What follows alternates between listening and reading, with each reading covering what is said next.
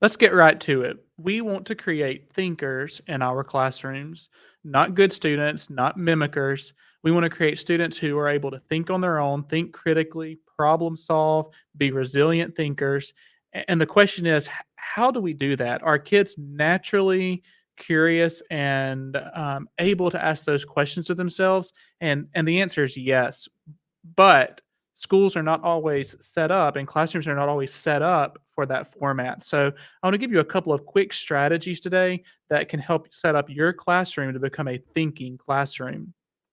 When we talk building a thinking classroom, several of these strategies come from a book by Peter Liljedahl. I promise you, even if you don't teach math, you need to check out this book, especially the introduction of the book. I can't tell you how many little post-it notes I wrote "Amen" on and stuck it in part of that introduction chapter. But it really was something that was kind of life-changing and enlightening to my teaching practice, and I think you would feel the same way. In Liljedahl's research, he talks a lot about how the majority of our students are mimicking our strategies. This tried and true scaffolded instruction of I do, we do, you do. It works in a lot of cases, but not in a thinking classroom. So we want to find some different methods other than just mimicking the adult in the room.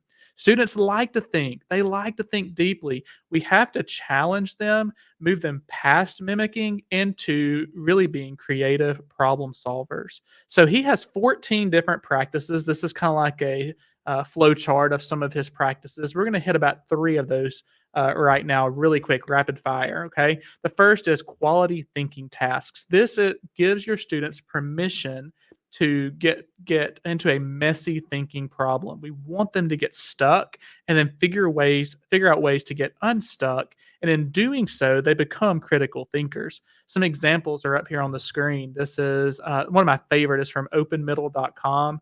You've seen problems like this with the AMSTI problems that we get in the curriculum. There are some close to zero, close to 1,000, but Open Middle has lots of these types of problems, and they're very open ended.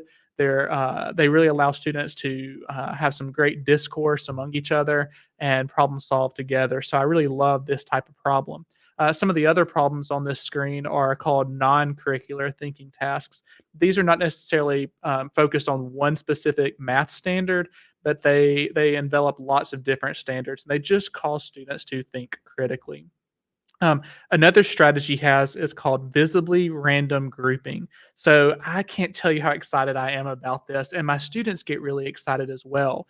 When they walk in the classroom, they know they're in a different seat with a different group every single day of class. In fact, his research talks about putting students in groups of three and having them vary every hour. So if you're not in a middle school or high school setting, changing up those groups every so often really is most beneficial.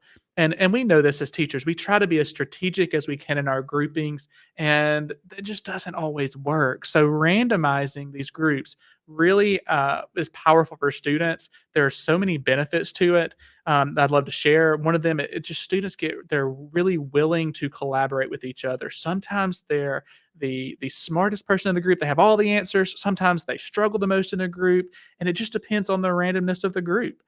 It really eliminates social barriers. So students start seeing the strengths of each other. They start being willing to be with groups that they wouldn't necessarily be with. There's this knowledge mobility. Everybody's a teacher. Everybody's a learner, and then you just get this increased enthusiasm for math. Okay, so the practical thing here with visibly random grouping is how do I make it happen?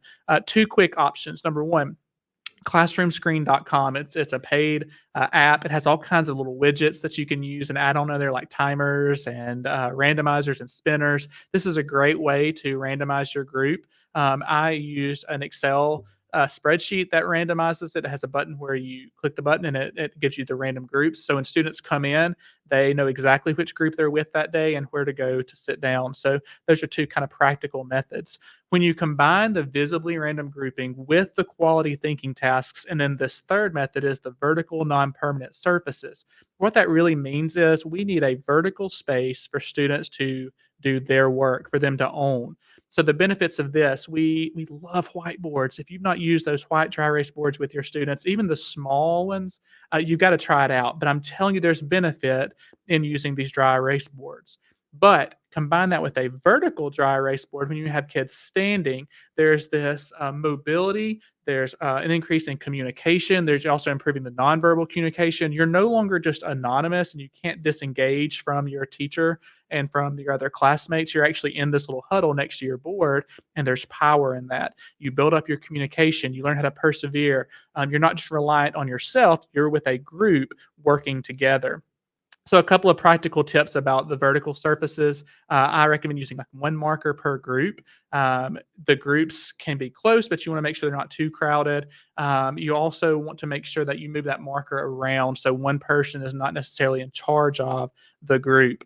Everybody should be able to explain the thinking. And in fact, I usually tell them the person with the marker is the scribe. So if I see one person doing all the thinking and writing, I'm going to switch that marker out, or I'm going to say switch. Okay. So if you have an idea, give the marker to somebody else and you tell them, show them how to do it. So that way, if you're in this group of three, the two people are kind of thinking out loud. The person with the marker is writing down the thinking of the two people who are next to them. So here's some pictures of this in my classroom. You can see groups of three. They're at these vertical non-permanent surfaces. They're labeled with these letters that also match the seats where they sit in those random groups of three. There's so much power in this video. This is